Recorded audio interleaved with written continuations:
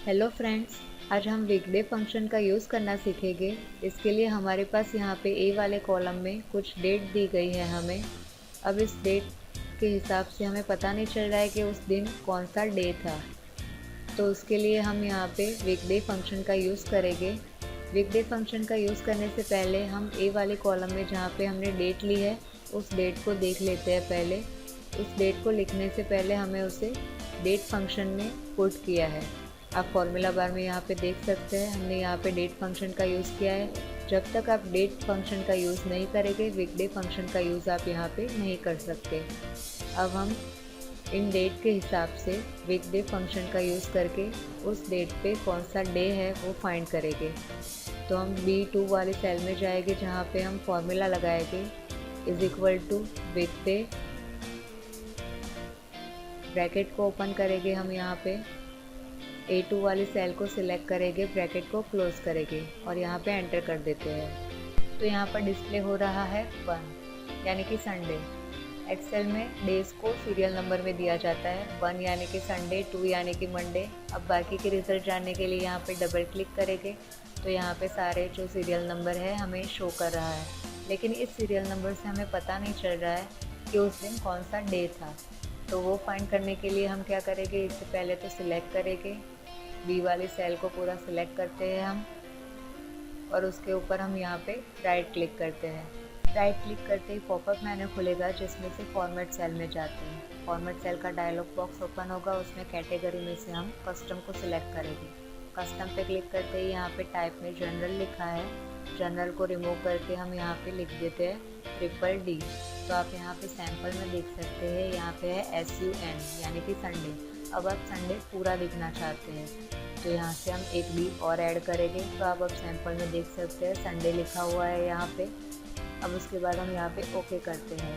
Okay करते ही आप यहाँ पे देख सकते हैं हमें वीकडेज यहाँ पे डिस्प्ले करवा रहा है। तो इन डेट पे कौन सा डे है वो अब हमें यहाँ पे डिस्प्ले कर रहा है। अब जो ये डे है वो यहाँ पे शॉर्ट करके दिखाए हैं, तो वो हमने डेटा टैब में जाके इस वाले बटन पे क्लिक करके उसे शॉर्ट किया है। अगर आप अपने डेज को शॉर्ट करना नहीं चाहते तो वापस से हम डेटा टैब में जाएंगे और इस वाले बटन पे हम वापस से क्लिक कर देंगे, या फिर आपकी जैसी रिक्वायरमेंट हो वैसा आप यहाँ पे कर सकते हैं। अब इसके बाद हम यहाँ पे डी वाली सेल में जाएंगे जहाँ पे हमें सेल डेट दी गई है। अब हमारे ऑर्गेनाइजेशन में जो सेल डेट दी गई है उसके 4 दिन बाद शिपिंग डेट है, यानी कि इस सेल डेट के अंदर हमें 4 दिन को ऐड करवाना है।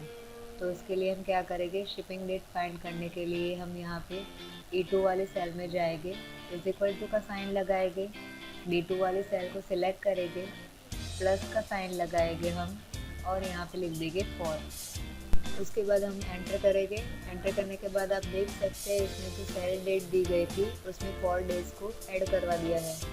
अब बाकी की शिपिंग डेट को फाइंड करने के लिए इसके बॉटम कॉर्नर पर जाके हम डबल क्लिक करेंगे तो आप यहाँ पे देख सकते हैं शिपिंग डेट हमें यहाँ पे डिस्प्ले कर रही है। अब इन शिपिंग डेट पे कौन सा डे है वो हमें फाइंड करना है, तो उसके लिए हम यहाँ पे वीकडे फंक्शन का यूज़ करेंगे।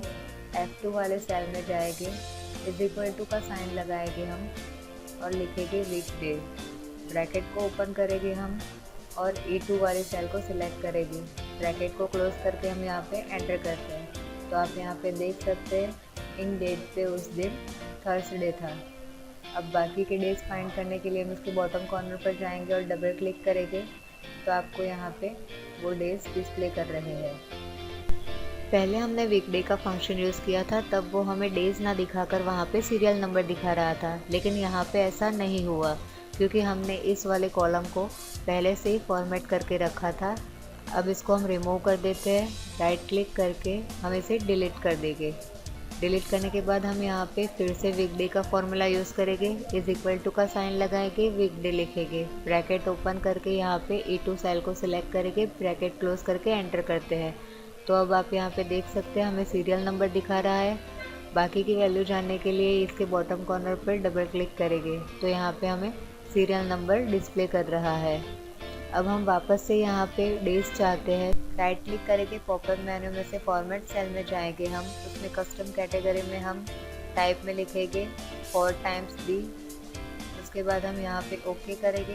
ओके करने के बाद आप यहाँ पे देख सकते हैं अब हमें सीरियल नंबर से वो हमें यहाँ पे डिस्प्ले कर रहा है, डेज को डिस्प्ले कर देगा।